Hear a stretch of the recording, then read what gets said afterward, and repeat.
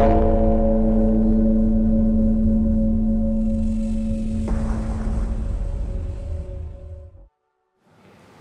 everyone, today I'm here with Mr. Adam Mizner, who is a lay meditation teacher and also a trainer at Silasettho in Phuket.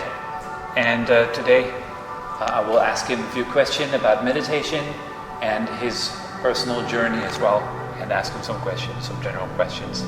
Okay. Hi Adam. Hello. Okay, so first, how did it all start for you? How did you get into meditation and spirituality? As a child, I had plenty of spiritual experiences, visions and things like that, which I didn't really understand at that time. And, later, when I was a teenager, I got seriously into meditation, practicing some Buddhist meditation and Taoist meditation, and I got into Kung Fu. I also started practicing a Western Hermetic tradition, which is a magical tradition where we focus on cultivating clairvoyant abilities, psychic abilities, and things like that. The fruit of training in that tradition led me deeper into Buddhism and eventually to Thailand, where I started practicing in Luangpor Chah's lineage. I was in and out of his monasteries for many years. Mm-hmm. That is what Nong Pong, right? And Nanachat? That's right, yep. Okay. Then around 7 years ago, I met my root teacher, Luangpor Jumnian. I met him and became an inner disciple of his, and that completely changed my path. His guidance, his energy and his inspiration has completely changed my life and my practice since then. So learning under Luangpor Jumnian, what do you feel is the general focus, or well, this is Buddhism, right? It's Thai Buddhism. That's right. Yeah. And what is the main focus in Thai Buddhism? In Thai Buddhism, of course, every teacher has their own way. Buddhism is Buddhism. It's Sila, Samadhi, and Panya. Everything outside of that is extra-cultural stuff. With my training with my teacher, the main focus is on realizing emptiness and not self, and vipassana practice. What is vipassana? Vipassana is clear seeing. It's what the Buddha taught, what is unique about what the Buddha taught. There's two kinds of meditation. Basically, we have shamatha, which means calm abiding, which is the practice of resting the mind or making the mind focus on a single facet. It leads to concentration, bliss, and stillness. That's what standard meditation is. So, calm abiding exists in all spiritual traditions. Even prayer could be considered calm abiding meditation. Anything that stills the mind, rests the mind in one single facet of concentration. So that was taught by the Buddha, as well as other practices. But what is unique is clear seeing. And that's the ability to see with the mind's eye, to know directly the way things are. And the way things are is what we train to know. The reason we do that is because it's a way out of suffering. I see. Okay. So you say it's a way out of suffering.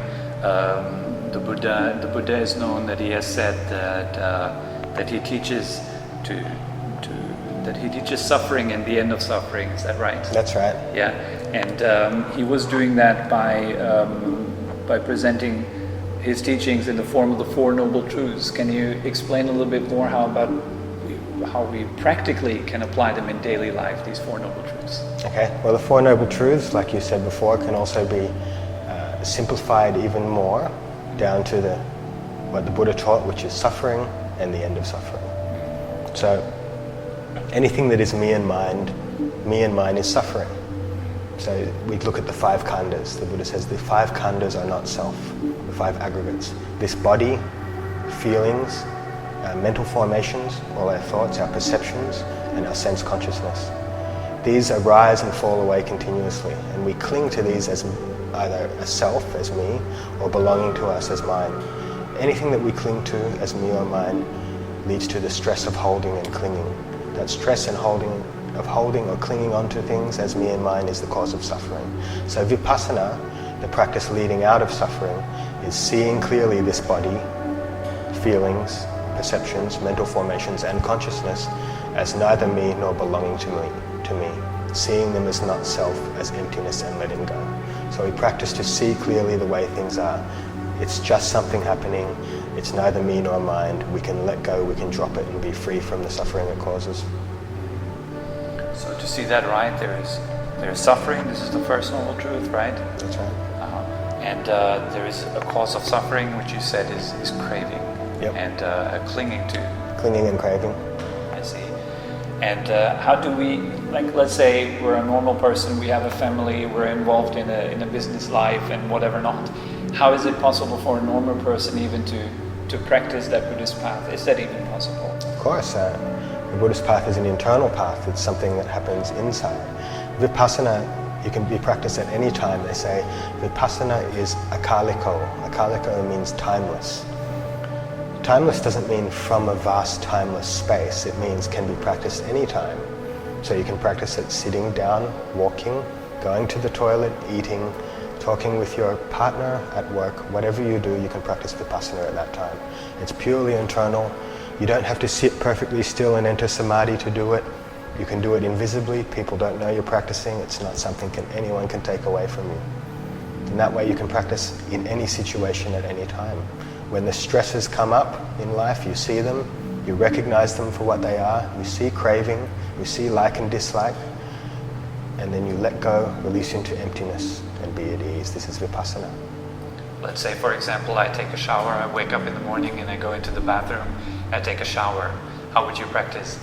Like practicing, having a shower? Yes, Well, yes. I'd take the shower with cold water, Yes. and I'd simply observe the feeling arise, like the body being cold, and try to see the separation between body, feeling, and the knowing quality, so that we know there is coldness, and we see the coldness just as something happening.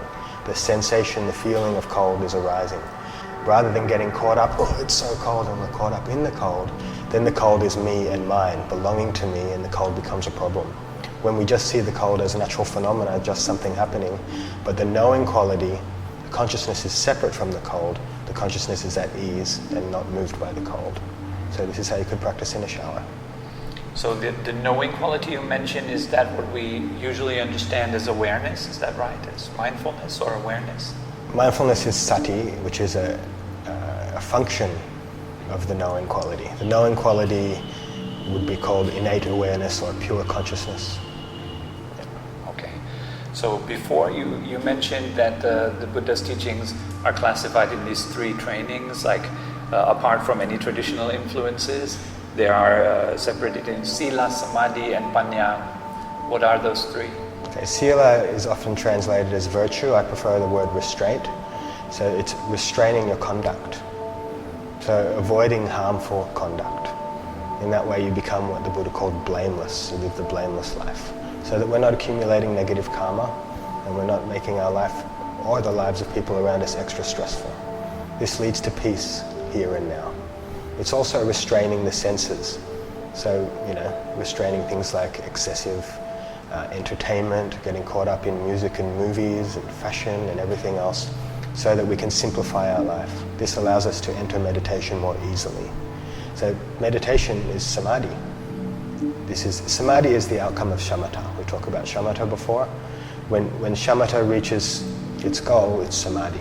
The mind rests on a single point and becomes still and enters absorption. So this is samadhi practice.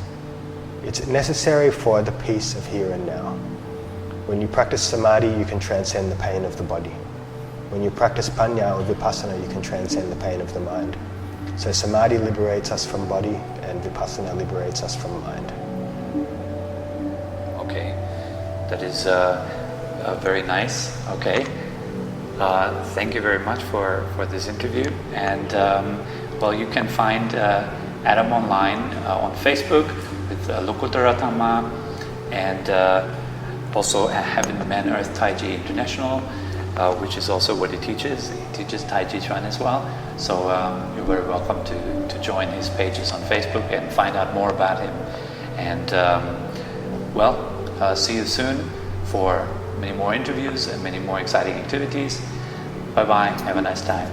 Thank you very much. Thank you.